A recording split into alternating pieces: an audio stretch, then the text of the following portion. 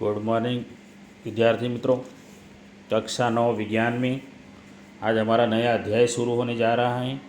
अध्याय नंबर 13, हम बीमार क्यों होते हैं। तो बात करते हैं हम बीमार क्यों होते हैं। उसके लिए हमारे पास आज पहला सवाल है, स्वास्थ्य किसे कहते हैं। तो सवाल है, स्वास्थ्य किसे कहते हैं। स्वास्थ्य वह अवस्था है जिसके अंतर्गत शारीरिक, मानसिक और सामाजिक कार्य समुचित क्षमता द्वारा उचित प्रकार से किया जा सके। स्वास्थ्य वह अवस्था है जिसके अंतर्गत शारीरिक, मानसिक तथा सामाजिक कार्य समुचित कार्य क्षमता द्वारा उचित प्रकार से किया जा सके। और भी लिख सकते हैं हम लोग, स्वास्थ्य किसी व्यक्ति की शारीरिक, मानसिक तथा सामाजिक जीवन क्षमता की पूर्ण रूपेण समन्वयित स्थिति है। तो कोई भी व्यक्ति इसे स्वयं ही पूर्ण रूपेण प्राप्त नहीं कर सकता। ये स्वास्थ्य के बारे में हम समझा सकते हैं इतना। तो दूसरा सवाल देखते हैं, व्यक्तिगत स्वास्थ्य के लिए सामुदायिक स्वच्छता किस प्रकार महत्वपूर्ण है, समझाइए।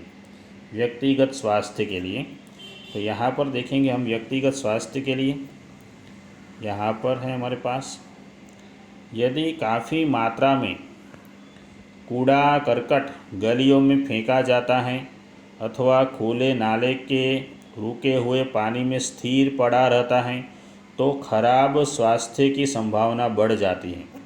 अतः सामुदायिक स्वच्छता व्यक्तिगत स्वास्थ्य के लिए महत्वपूर्ण होती हैं। ये दो सवाल हो गए हमारे। आगे चलते हैं तीसरे सवाल की तरफ। तीसरा सवाल हमारे पास है, स्वस्थ रहने के लिए आवश्यक शर्तें कौन सी हैं। स्वस्थ रहने के लिए आवश्यक शर्तें यहाँ पर मिलेगा हमें। स्वस्थ रहने के लिए हमें प्रसन्न रहना आवश्यक है, हमेशा प्रसन्न रहना चाहिए। यदि किसी से हमारा व्यवहार ठीक नहीं है और एक दूसरे से डर हो तो हम प्रसन्न तथा स्वस्थ नहीं रह सकते। इसलिए व्यक्तिगत स्वास्थ्य के लिए सामाजिक समानता बहुत आवश्यक है। ये बात हो गई स्वस्थ रहने के लिए आवश्यक शर्तें।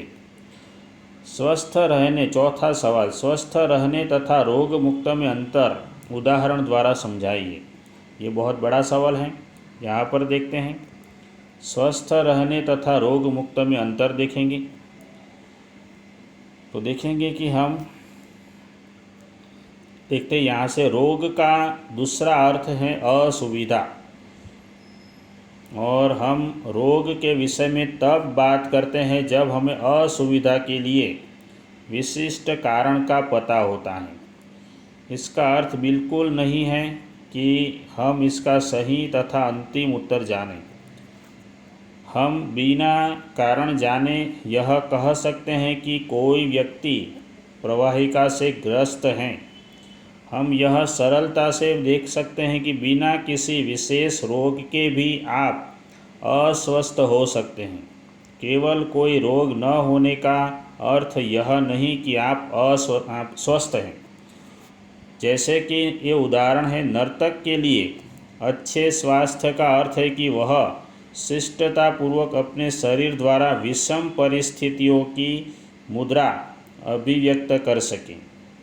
संगीतकार के लिए इसका अर्थ है कि वह लंबा श्वास ले सकें, जिससे कि वह अपनी बांसुरी में स्वर को नियंत्रित कर सकें। हमें अपनी विशिष्ट क्षमता को प्राप्त करने का अवसर भी वास्तविक स्वास्थ्य के लिए आवश्यक है। इस प्रकार हम किसी रोग के लक्षणों की अभिव्यक्ति के बिना भी अस्वस्थ हो सकते हैं। यही कारण है जब हम स्वास्थ्य के विषय में सोचते हैं, हम समाज तथा समुदाय के विषय में सोचते हैं, और रोग के विषय में सोचते समय हम सिर्फ अपने बारे में विचार करते हैं। तो ये हो गया स्वस्थ रहने तथा रोग मुक्त में अंतर। पांचवा सवाल देखते हैं, रोग किस तरह दिखाई देते हैं। रोग किस तरह दिखाई देते हैं यहाँ पर हमारे पास देखते हैं। तो पहले तो देख लेते हैं कि हमें कैसे पता लगता है कि हमें कोई रोग है। तो हमने पढ़ा था, छठे अध्याय में पढ़ा है कि हमारे शरीर में अनेक ऊतक होते हैं। ये ऊतक हमारे शरीर के क्रियात्मक तंत्र अथवा अंग तंत्रों को बनाते हैं, जो शरीर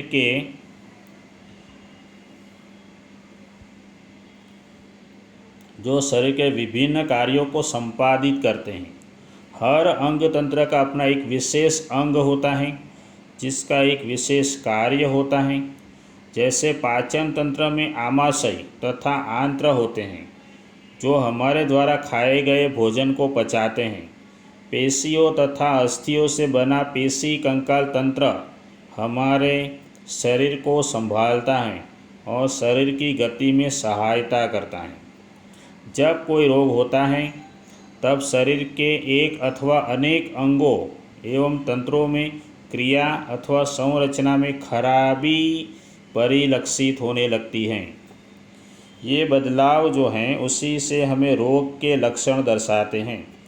रोग के लक्षण हमें खराबी का संकेत देते हैं।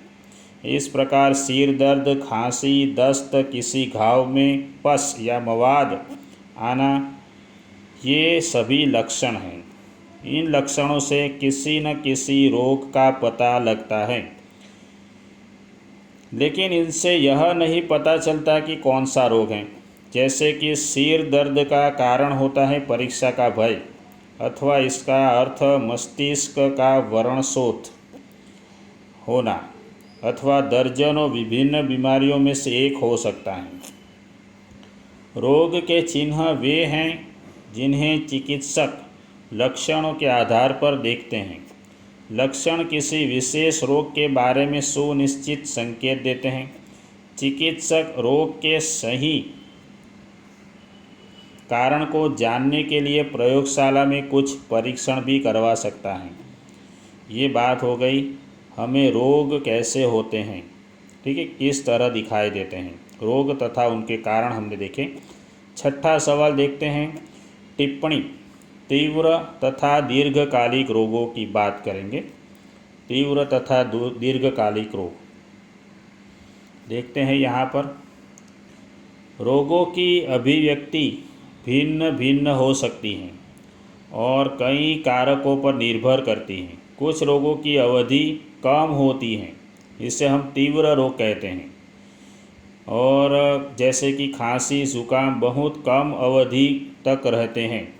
अन्य ऐसे रोग हैं जो लंबी अवधि तक या तो जीवन पर्यंत रहते हैं। ऐसे रोगों को दीर्घकालिक रोग कहते हैं। इसका उदाहरण है एलिफेंटाइसिस अथवा फील पाँव का रोग। भारत के कुछ क्षेत्रों में बहुत आम है यह। तो ये बात हो गई दीर्घकालिक रोगों की और तीव्र रोगों की। जिसकी अवधि कम होती है वह तीव्र रोग, और जिसकी अवधि लंबी अवधि होती है उसे दीर्घकालिक रोग कहते हैं। मनुष्य के स्वास्थ्य पर तीव्र और दीर्घकालिक रोगों के प्रभाव। सातवां सवाल देखते हैं, मनुष्य के स्वास्थ्य पर तीव्र और दीर्घकालिक रोगों के प्रभाव देखते हैं यहाँ पर।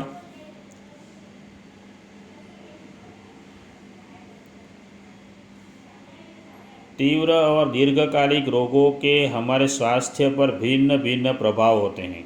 कोई भी रोग जो हमारे शरीर के किसी भी भाग के कार्य को प्रभावित करता है तो वह हमारे स्वास्थ्य को भी प्रभावित करेगा, क्योंकि स्वास्थ्य के लिए शरीर के सभी अंगों का समुचित कार्य करना आवश्यक है। लेकिन तीव्र रोग जो बहुत कम समय तक रहता है उसे स्वास्थ्य पर बड़ा प्रभाव डालने का समय ही नहीं मिलता। लेकिन दीर्घकालिक रोग हमारे स्वास्थ्य को प्रभावित कर सकते हैं। जैसे कि इस खांसी जुकाम के विषय में सोचें तो हम सभी को प्रायः होता रहता है। हम में से अधिकांश लगभग एक सप्ताह में ठीक हो जाते हैं और हमारे स्वास्थ्य पर कोई विशेष कुप्रभाव नहीं पड़ता। लेकिन दीर्घकालिक रोग जैसे कि फेफड़ों के क्षय रोग से संक्रमित हो जाएं, तो कई वर्षों तक बीमार होने के कारण वज़न कम हो जाता है और हर समय थकान महसूस करते हैं। यदि आप तीव्र रोग से पीड़ित हैं तो आप कुछ दिनों के लिए विद्यालय नहीं जा सकते, लेकिन यदि दीर्घकालिक रोग से पीड़ित हैं तो हमें स्कूल में पढ़ाई को समझने में कठिनाई होगी और हमारे सीखने की क्षमता भी कम हो जाएगी, अर्थात काफ़ी समय तक अस्वस्थ रह सकते हैं। इसलिए दीर्घकालिक रोग तीव्र रोग की अपेक्षा लोगों के स्वास्थ्य पर लंबे समय तक विपरीत प्रभाव बनाए रखता है। लोगों के स्वास्थ्य पर विपरीत प्रभाव बनाए रखता है। यहाँ तक हम लोग देखेंगे, इसके बाद यहाँ से अगले वीडियो में देखेंगे